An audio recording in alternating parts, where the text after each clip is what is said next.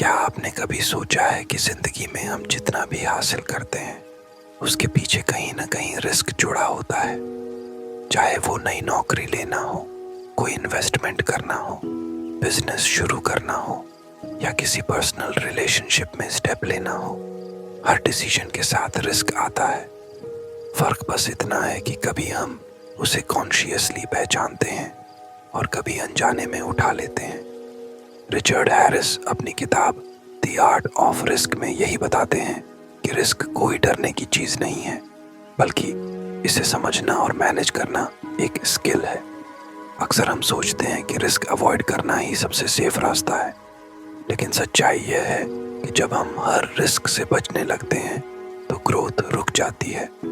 हम comfort zone में फंस जाते हैं और धीरे धीरे अपॉर्चुनिटीज खोने लगते हैं। रिस्क का असली खेल परसेप्शन और रियलिटी के बीच का है। हमारा दिमाग अक्सर डर के चलते रिस्क को उससे कहीं ज्यादा बड़ा बना देता है जितना वो हकीकत में होता है। जैसे पब्लिक स्पीकिंग करना, दिमाग में लगता है लोग हंसेंगे, जज करेंगे, लेकिन रियलिटी ये है कि ऑडियंस ज्यादातर सपोर्टिव होती है। यही गैप हमें पीछे रोक देता है। हैरिस कहते हैं कि फैक्ट्स पर ध्यान दो, फीलिंग्स पर नहीं, तभी रिस्क मैनेजेबल लगता है।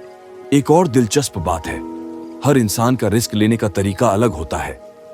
कुछ लोग नेचुरली बोल्ड होते हैं, उन्हें थ्रिल पसंद होता है। कुछ लोग कॉशियस होते हैं, हर कदम सोच समझकर उठाते हैं। और एक्सपीरियंस इस इक्वेशन को और बदल देता है। जितना ज्यादा अनुभव उतना ज्यादा क्लैरिटी। एक एक्सपीरियंस्ड डॉक्टर सर्जरी में कॉल्म रहता है, वहीं बिगिनर को वही सिचुएशन बहुत डरावनी लगती है। इसका मतलब है कि एक्सपीरियंस रिस्क को खत्म नहीं करता, लेकिन उसे प्रिडिक्टेबल और मैनेजेबल बना देता है। लेकिन सबसे बड़ी चैलेंज क्या है? इमोशंस। जब हम डर में या ओवर कॉन्फिडेंस में होते हैं तो हम रिस्क का सही अंदाजा नहीं लगा पाते। यही वजह है कि हैरिस कहते हैं, कॉल्म माइंड से रिस्क एनालाइज करो, क्योंकि पैनिक और एक्साइटमेंट दोनों ही आपको गलत दिशा में ले जा सकते हैं। इस किताब का मकसद आपको रिस्क से भागने के बजाय उसे समझने और इस्तेमाल करने की कला सिखाना है। रिस्क को देखना सीखना, उसे कैलकुलेट करना और फिर स्मार्ट तरीके से एक्शन लेना, यही है द आर्ट ऑफ रिस्क। और जब आप यह स्किल डेवलप कर लेते हो तो रिस्क अब डर नहीं लगता, बल्कि ग्रोथ और सक्सेस का रास्ता बन जाता है। तो चलाए शुरू करते हैं। Chapter 1, risk is everywhere. सोचिए, आप सुबह उठते हैं और दिन की शुरुआत करते हैं। क्या पहनना है, ऑफिस कैसे पहुंचना है, किस काम को पहले टैकल करना है, ये सब छोटे छोटे डिसीजंस भी रिस्क से जुड़े होते हैं। फिर बड़े डिसीजंस तो और भी ज्यादा रिस्क से भरे होते हैं। कैरियर चुनना, बिजनेस शुरू करना, पैसे इन्वेस्ट करना या किसी नई अपॉर्चुनिटी को एक्सेप्ट करना। रिचर्ड हैरिस कहते हैं कि रिस्क जिंदगी का हिस्सा है, इसे पूरी तरह अवॉइड करना पॉसिबल ही नहीं है। हाँ, हम कोशिश कर सकते हैं कि सेफ रहें, लेकिन अगर हर चीज से बचते रहेंगे तो ग्रोथ और सक्सेस दोनों रुक जाएंगे। असली स्किल यह है कि आप रिस्क को दुश्मन की तरह ना देखें, बल्कि एक टूल की तरह यूज करना सीखें। रिस्क को समझना और मैनेज करना मतलब है देखना कि इसमें आपके लिए क्या खतरे हैं और क्या मौके हैं। हर रिस्क में दो पहलू होते हैं, एक डराने वाला और दूसरा पॉसिबिलिटी खोलने वाला। अगर आप सोच समझकर प्रिपेयर होकर रिस्क लेते हैं तो वही आपके लिए आगे बढ़ने का रास्ता बन जाता है।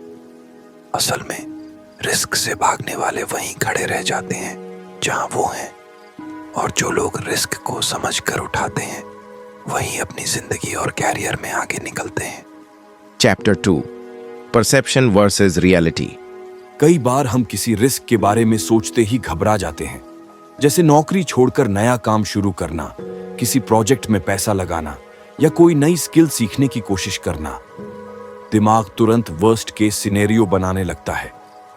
अगर सब गलत हो गया तो, अगर मैं फेल हो गया तो। रिचर्ड हैरिस कहते हैं कि यही हमारी सबसे बड़ी गलती है।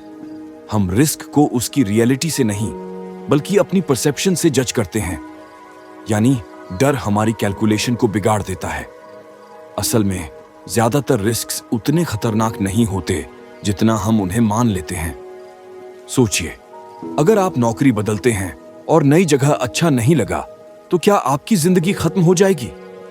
नहीं, आपके पास फिर भी स्किल्स, एक्सपीरियंस और दूसरी अपॉर्चुनिटीज रहेंगी। रियलिटी इतनी हार्श नहीं होती जितना दिमाग उसे बना देता है।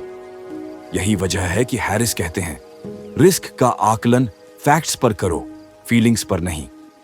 जब आप डेटा, लॉजिक और प्रिपरेशन पर भरोसा करते हो तो रिस्क मैनेजेबल बन जाता है।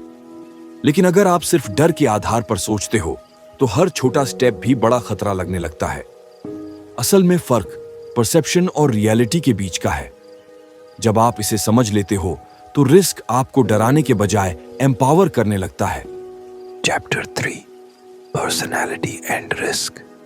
हर इंसान रिस्क को एक ही नजर से नहीं देखता। कुछ लोग नेचुरली बोल्ड होते हैं, उन्हें थ्रिल पसंद होता है, वो चैलेंजेस को एक्साइटमेंट की तरह लेते हैं। वहीं कुछ लोग ज्यादा कॉशियस होते हैं, वो हर स्टेप को कई बार सोच समझकर उठाते हैं, हर एंगल कैलकुलेट करना चाहते हैं। रिचर्ड हैरिस कहते हैं कि रिस्क टेकिंग कोई वन साइज फिट्स ऑल चीज नहीं है। आपकी अपब्रिंगिंग, एक्सपीरियंसेस और पर्सनैलिटी सब मिलकर यह तय करते हैं कि आप रिस्क को कैसे हैंडल करेंगे। बोल्ड लोग कभी कभी ओवर कॉन्फिडेंट होकर अननेसेसरी रिस्क ले लेते हैं, जबकि बहुत कॉशियस लोग अपॉर्चुनिटीज खो देते हैं क्योंकि वो ज्यादा डरते हैं। इसलिए सबसे पहले जरूरी है कि आप खुद को समझें। आप किस टाइप के इंसान हैं, बोल्ड या कॉशियस, या बीच में कहीं बैलेंस पर? जब आप अपनी नेचुरल टेंडेंसी पहचान लेते हो तो आप रिस्क टेकिंग को स्मार्टली एडजस्ट कर सकते हो। अगर आप बहुत बोल्ड हो तो आपको थोड़ा और कैलकुलेट करने की आदत डालनी होगी, और अगर आप बहुत कॉशियस हो तो कभी कभी कंफर्ट जोन से बाहर निकलना पड़ेगा। असली आर्ट यह है कि आप अपनी पर्सनैलिटी को जानते हुए रिस्क को उसी हिसाब से मैनेज करें। आखिरकार सही रिस्क वही होता है जो आपकी पर्सनैलिटी और आपके गोल्स दोनों के साथ अलाइन हो। Chapter 4 the role of experience. जब हम किसी नए काम या सिचुएशन में पहली बार कदम रखते हैं तो रिस्क हमें बहुत बड़ा और डरावना लगता है। लेकिन जैसे जैसे एक्सपीरियंस बढ़ता है वैसे वैसे रिस्क की हमारी अंडरस्टैंडिंग बदल जाती है। रिचर्ड हैरिस कहते हैं कि एक्सपीरियंस्ड लोग रिस्क को अलग तरीके से देखते हैं।